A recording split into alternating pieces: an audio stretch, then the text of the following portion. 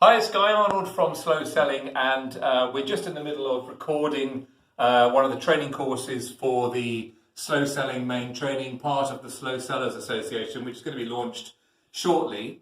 And the lesson we've just been recording is about after-sales systems.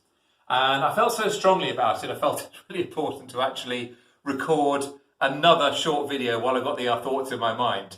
Because what so often happens with businesses is that after sales tends to be an afterthought, and businesses tend to use fairly simple feedback systems, usually a bit glib, a bit naff. They add no value to the customer interaction. In fact, they usually distract from the customer interaction, waste their time, etc., etc. And businesses very rarely prioritize building relationships after the sale. They tend to sort of think, well, we got that sale, now we need to find the next customer, move on to the next sale. And the point I've been making in this training course is that after sales actually is two things. First thing is it is probably the biggest hidden cost in any business.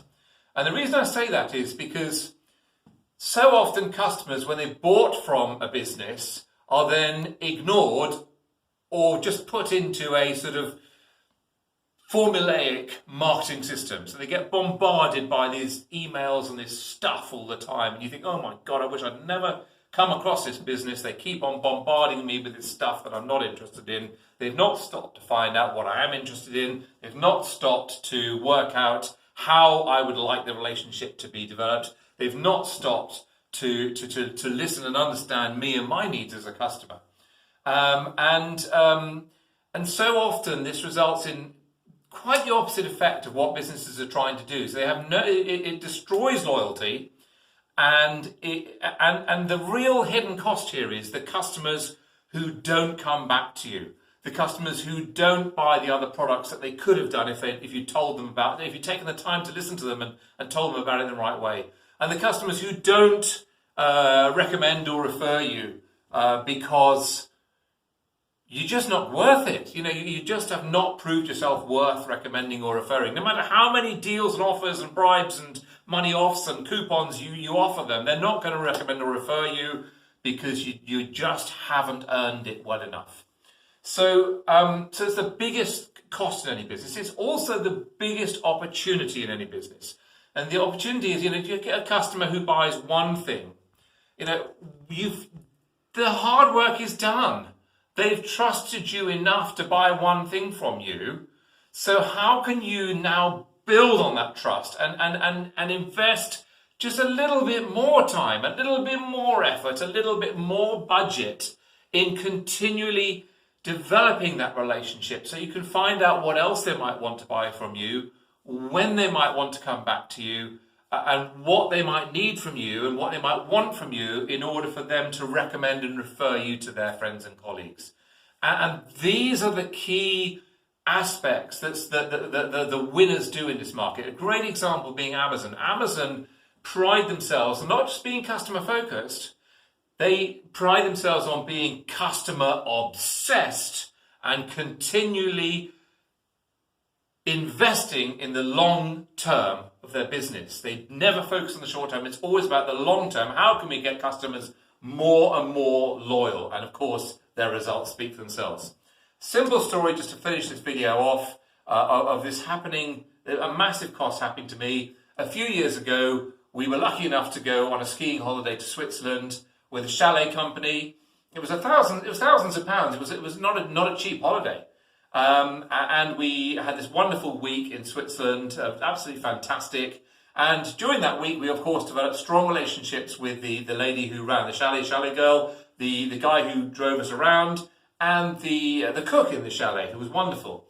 And we had strong relationships with them, and so much so we would almost call them friends. I hope they would call them friends. And at the end of the holiday, we were given this form saying, here's your feedback form, so you could give us feedback on this holiday. And just, it was so mind-blowingly naff compared to the personal aspect of this holiday, the thousands of pounds invested, all these relationships with these people, and then they wanted us to fill in a form for feedback. It was pathetic. And if they had taken the time to say, look, would it be okay to have a chat with you next week, half an hour, just to listen to what was particularly good, what wasn't so good, what else could we do, and would you be willing, would you like to join our loyal customer club or our repeat customer club? And this club is for people who like to go skiing regularly, and we guarantee that as a member of this club, you will always get a better deal than we'll ever offer on any other platform. Now, I think a lot of hotels are beginning to get this at last. I've been talking about this for probably 20 years.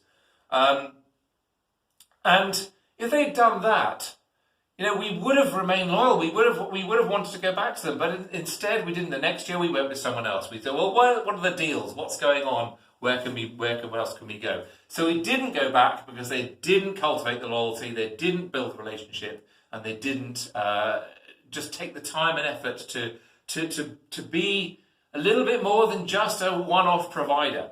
And if they had done, we would have gone back. We would have recommended them to our friends. We would have taken friends on holiday with us.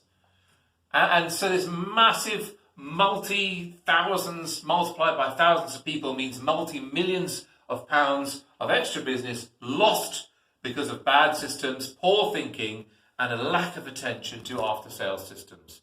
So there you have it, a simple, short rant on after-sales systems and how they're the biggest cost to any business, and of course, done properly, how they can be the biggest opportunity to any business. And if you'd like any further information on that, or like to ask us any further questions, you know where to find us, slow-selling.org. Make sure you sign up, and we'd be delighted to be of any help to you, either free or paid. Thank you very much.